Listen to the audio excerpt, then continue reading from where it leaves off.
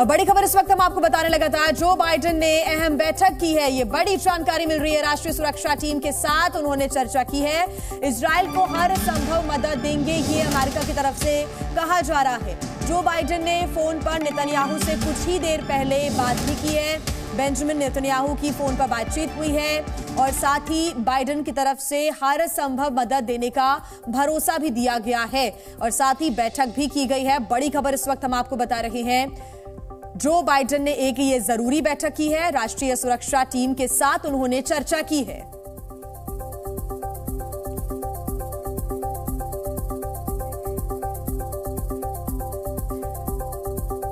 और लगातार हमारे साथ दीपक बोरा जी जुड़े हुए हैं, साथ ही हमारे साथ जेकेएस परिहार जी भी जुड़ गए हैं। दीपक बोरा जी, सबसे पहले रुख मैं आपका करूंगी, आप अपनी सर बात पूरी करें और इन स्थितियों को आप कैसे देख रहे हैं? ईरान को कुछ ना कुछ तो करना था, there is no question about it, क्योंकि सभी का वो चाचा था, हिजबुल्लाह का, हमास का, हुथियों का।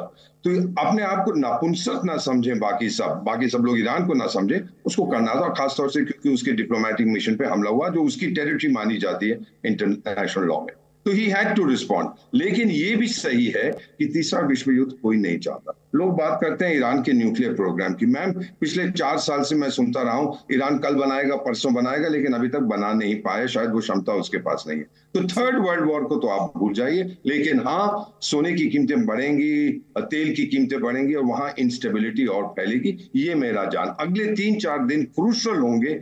अगर ईरान ने और कुछ करने की कोशिश की, यानी अपनी फोर्सेस, अपना मैन पावर डिप्लॉय किया, तो उसको फिर बहुत मार पड़ेगी यूएस से। यूएस यही चाहता है। बिल्कुल सर, आप हमारे साथ बने रहिएगा। विशाल पांडे भी हमारे साथ जुड़े हुए हैं, हमारे संवाददाता। विशाल, आपसे मैं जानना चाहूंगी, अभी कोई ताजा अपडेट मिला है क्या? क्योंकि ये बताया जा रहा है कि जो बाइडेन ने भी बातचीत की है और चर्चा हुई है कि इजराइल का हम लगातार साथ देंगे, सपोर्ट करेंगे। देखिए, बिल्कुल, अब से थोड़ी देर पहले ही इजराइल के प्रधानमंत्री बेंजामिन नेतन्याहू और अमेरिका के राष्ट्रपति जो बाइडेन के बीच फोन पर बातचीत हुई है और ये बातचीत उसके बाद हुई है जब इजराइल के प्रधानमंत्री ने वॉर कैबिनेट की बैठक की इजराइल की, और साथ ही अमेरिका के राष्ट्रपति ने भी अपनी एक हाई लेवल की बैठक की है व्हाइट हाउस में। ईरान की तरफ से जो इजराइल पर हमला किया गया है उसके बाद दोनों नेताओं के बीच फोन पर बातचीत हुई है और इजराइल जाहिर तौर पर ईरान पर जवाबी कार्रवाई जरूर करेगा, इस बात की अधिकतर संभावना बनी हुई है, क्योंकि इजराइल की तरफ से बार बार ये कहा जा रहा है कि उसकी फोर्सेस और उसकी जो सेना है वो पूरी तरह से तैयार है इजराइल की रक्षा करने के लिए। क्योंकि आज देखिए, बीती रात से जिस तरह से ईरान की तरफ से ड्रोन और फिर सरफेस टू सरफेस मिसाइल के द्वारा इजराइल पर हमला किया गया, उसके बाद से पूरे इलाके में तनाव बढ़ गया है। हालांकि इजराइल बार बार ये कह रहा है कि ईरान के जो मिसाइल है या ड्रोन है वो अपने हमले में सफल नहीं हो पाए, लेकिन कुछ एक हिस्सों में जो रिपोर्ट आ रही है उसमें ईरान की तरफ से जो हमला किया गया है वहां पर इजराइल को नुकसान जरूर हुआ है। तो ऐसी स्थिति में देखना यही होगा कि इजराइल किस तरह से जवाब देता है, क्योंकि 3 फ्रंट पर युद्ध लगातार जारी है पूरी दुनिया में। पहला रूस और यूक्रेन के बीच में, दूसरा इजराइल और हमास के बीच में, क्योंकि 6 महीने से इजराइल और हमास के बीच यह युद्ध लगातार जारी है। इजराइल गाजा पट्टी के तमाम इलाकों में जो हमास से जुड़े आतंकी ठिकाने हैं वहां पर हमला कर रहा है,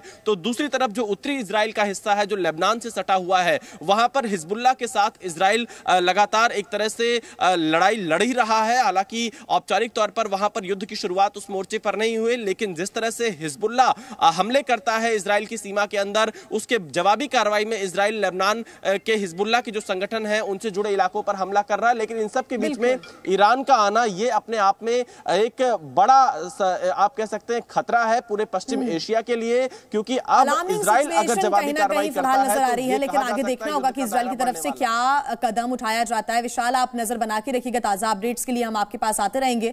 हमारे साथ मेजर जनरल रिटायर्ड जेकेएस परिहार जी भी जुड़े हुए हैं। सर, सवाल मेरा यही है आपसे कि ईरान और इजराइल के बीच की जो कंडीशंस हैं उसको आप कैसे देख रहे हैं? क्योंकि अगर इजराइल की तरफ से तमाम बैठकों के बाद कोई फैसला लिया जाता है तो ये अलार्मिंग सिचुएशन होगी पूरी दुनिया के लिए भी और खासतौर से भारत के लिए भी। क्या कहते हैं सर आप? देखिए, अलार्मिंग सिचुएशन तो है ही, और मैं एम्बेसडर बोरा साहब के उससे बिल्कुल इत्तेफाक रखता हूं, क्योंकि ये इजराइल और ईरान के बीच में एक डायरेक्ट लड़ाई की गुंजाइश बहुत कम होती है, क्योंकि इन दोनों की बॉर्डर मिलती नहीं है।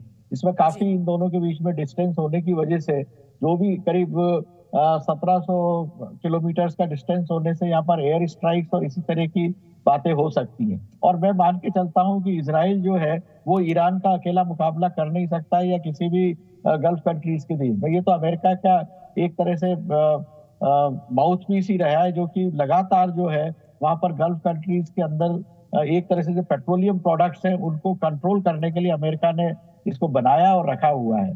तो जब तक अमेरिका इसको सपोर्ट नहीं करे ये नहीं हो सकता है।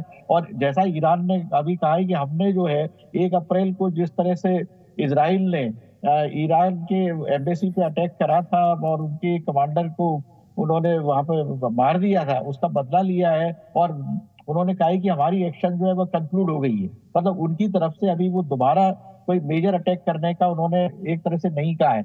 मगर इसमें मैं मान के चलता हूं कि इजराइल जो है इसको रिटेलिएट जरूर करेगा, क्योंकि ये एक ऐसा वक्त है जिसमें कि यूएस में भी इलेक्शंस हो रहे हैं और यूएस इजराइल जो है उसमें ईरान और चाइना की जो एक नेक्सस बन रही है जिसमें रशिया भी इसमें शामिल हो रहा है, उसको कंट्रोल करने के लिए ये इस तरह की हरकतें इसमें चलती रहेंगी। और मैं समझता हूँ ये हमास का जो एक्शन हुआ है उसी का ये एक्सटेंशन पार्ट 2 हो रहा है।